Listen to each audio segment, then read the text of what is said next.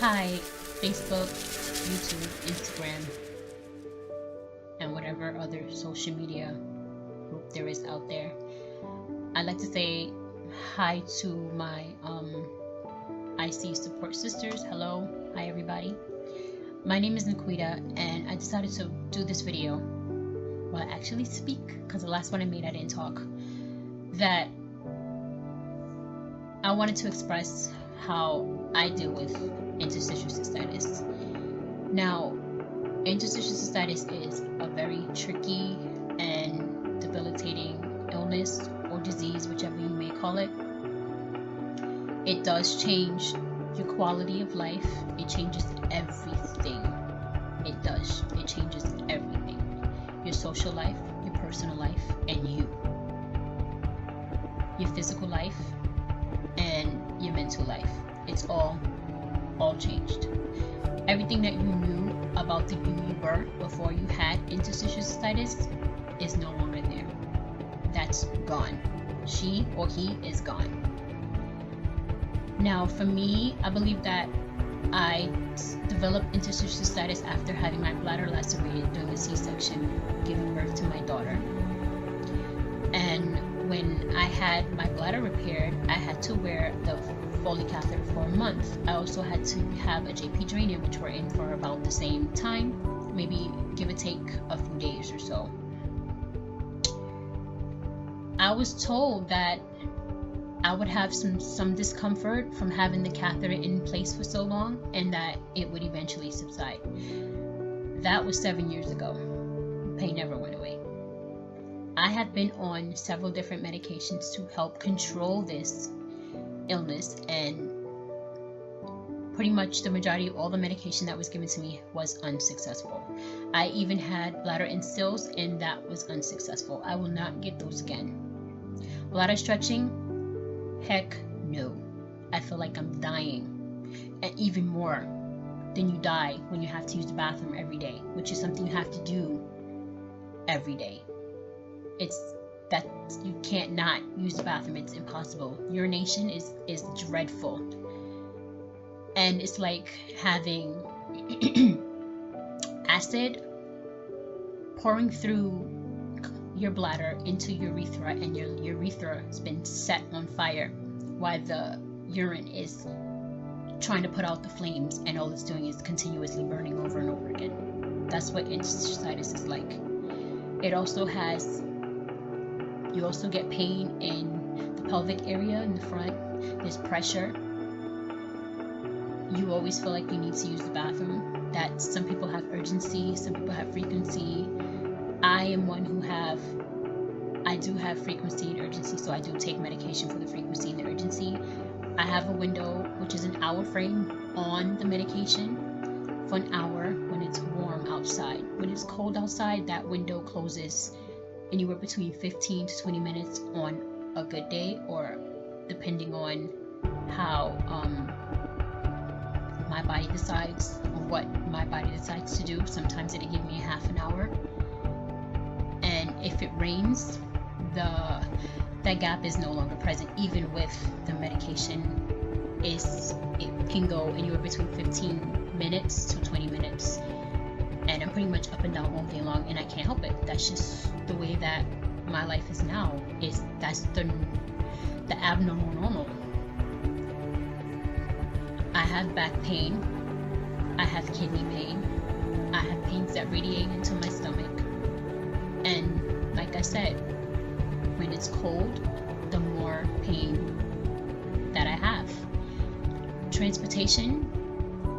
Public transportation sucks for me, and it's dreadful when it's cold. Like the train, I prefer not to ride the train when it's cold outside, because it sucks.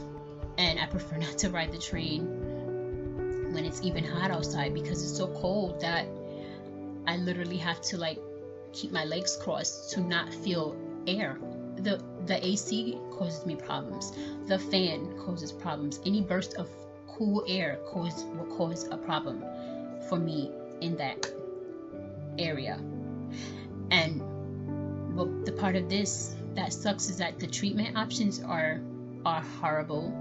The way you get treated in the emergency room is horrible. They either treat you like you're a drug addict and they don't do anything, or they don't treat you like you're a drug addict and they still don't do anything. Tylenol does not help with the pain. Advil don't help with the pain. I wish they would not prescribe that, but they do. I also wish that doctors knew more about this disease and were willing to do more about this disease.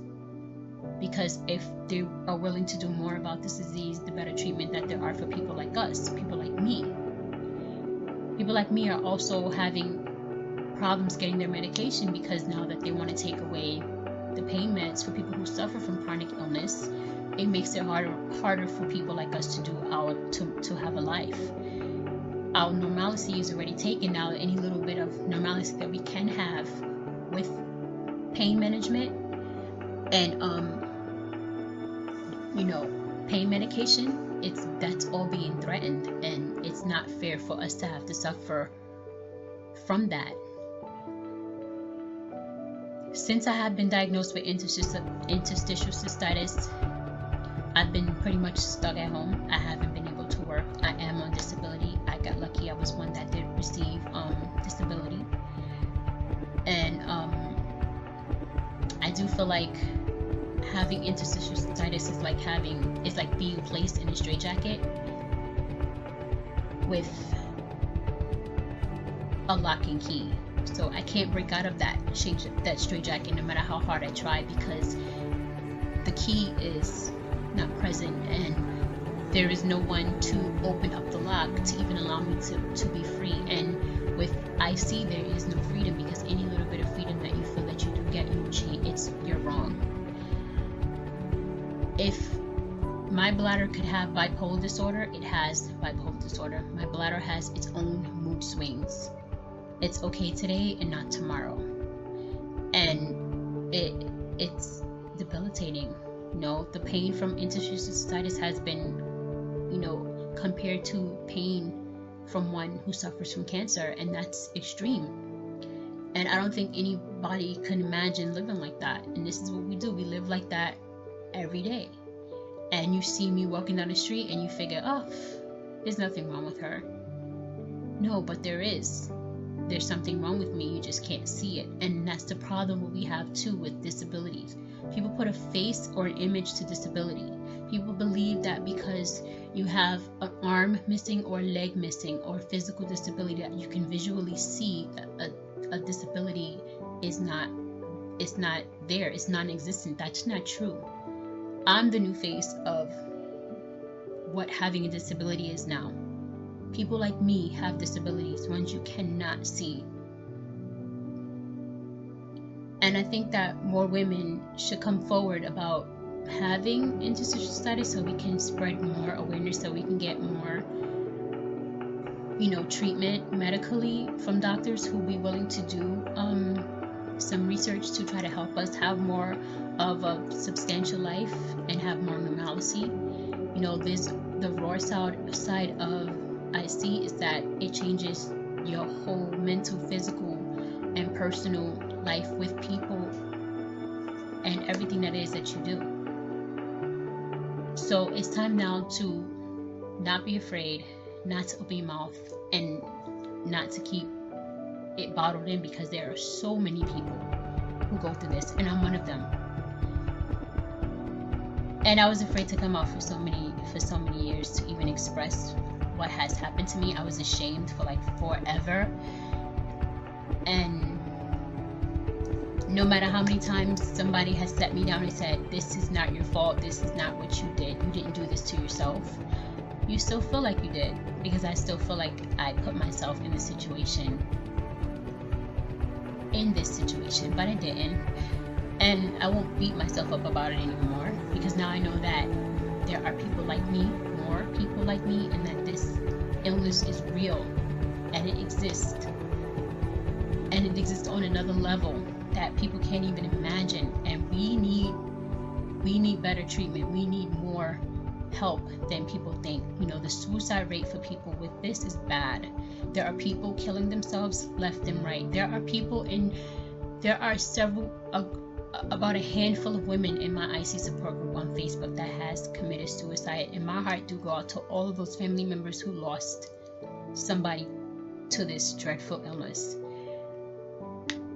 So we definitely need more support. We need more physical support, more emotional support, and we need not to be afraid to talk about what we do have.